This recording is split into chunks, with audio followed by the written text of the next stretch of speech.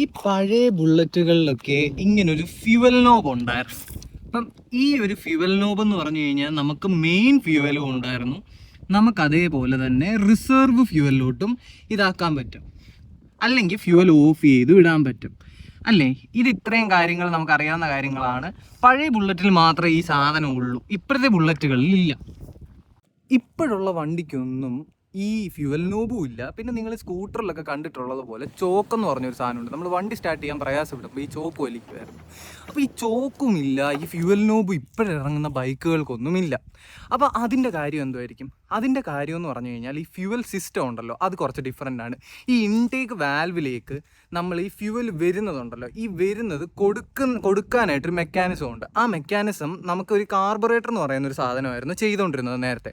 അപ്പോൾ ഈ കാർബറേറ്റർ എന്തുവാ ചെയ്യുന്നതെന്ന് പറഞ്ഞാൽ, മെക്കാനിക്കലി നിങ്ങൾ ഈ ഫ്യുവൽ ഓണിലോട്ടോ റിസർവിലോട്ടോ ആക്കുമ്പോഴത്തേക്ക് ഫ്യുവൽ ടാങ്കിൽ നിന്ന് ഫ്യുവൽ എടുത്തിട്ട് ആ ഫ്യുവൽ അതേപോലെ ഓരോ സിലിണ്ടറിലേക്ക് കൊടുക്കുകയാണ് ചെയ്യുന്നത്.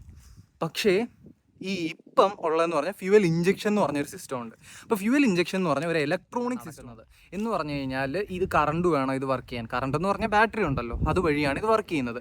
അതെന്ന് പറഞ്ഞാൽ സെൻസറും കാര്യങ്ങളും ഒക്കെ വെച്ചിട്ടാണ് വർക്ക് ചെയ്യുന്നത്. എന്ന് പറഞ്ഞാൽ ഇപ്പോൾ തണുപ്പുള്ള സമയമൊക്കെ ആണെന്നുണ്ടെങ്കിൽ ചിലപ്പോൾ കൂടുതൽ ഫ്യുവൽ വേണ്ടി വരും. നമ്മൾ ആക്സിലേറ്റർ കൊടുക്കുന്നതിനേക്കാളും കൂടുതൽ ഫ്യുവൽ വേണ്ടി വരും. അപ്പോൾ അത് തന്നെ അങ്ങ് ഫ്യുവൽ കൊടുക്കും. അപ്പം ജസ്റ്റ് ഇപ്പോൾ പുതിയ മോഡേൺ സിസ്റ്റമാണ് ഈ FI.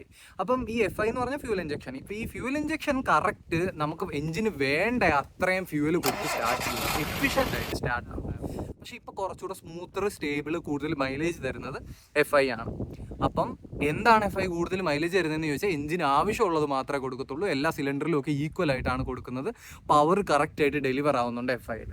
കാർബറേറ്റർ ഫുള്ളി ഒരു മെക്കാനിക്കൽ സിസ്റ്റം ആയിരുന്നു. അതിനകത്ത് ഈ സെൻസറും കാര്യങ്ങളും ഒന്നുമില്ല. നിങ്ങൾ ആക്സിലേറ്റർ കൊടുക്കുമ്പോൾ മാത്രം ഫ്യൂവൽ പോകുന്നു. അതുകൊണ്ട് പഴയ കാറുകളൊക്കെ സ്റ്റാർട്ട് ചെയ്യാൻ നിങ്ങൾ നല്ലപോലെ ആക്സിലേറ്റർ കൊടുക്കണമായിരുന്നു. ഇപ്പോൾ ഉള്ളത് ചെയ്യേണ്ട. ഇപ്പോൾ നിങ്ങൾ താക്കോൽ തിരിക്കുമ്പോൾ തന്നെ FI എത്ര ഫ്യൂവൽ വേണ്ടതെന്ന് വെച്ചാൽ അത് കൊടുത്ത് ഐഡിലെങ്കിൽ സ്റ്റാർട്ട് ആയിക്കോളും.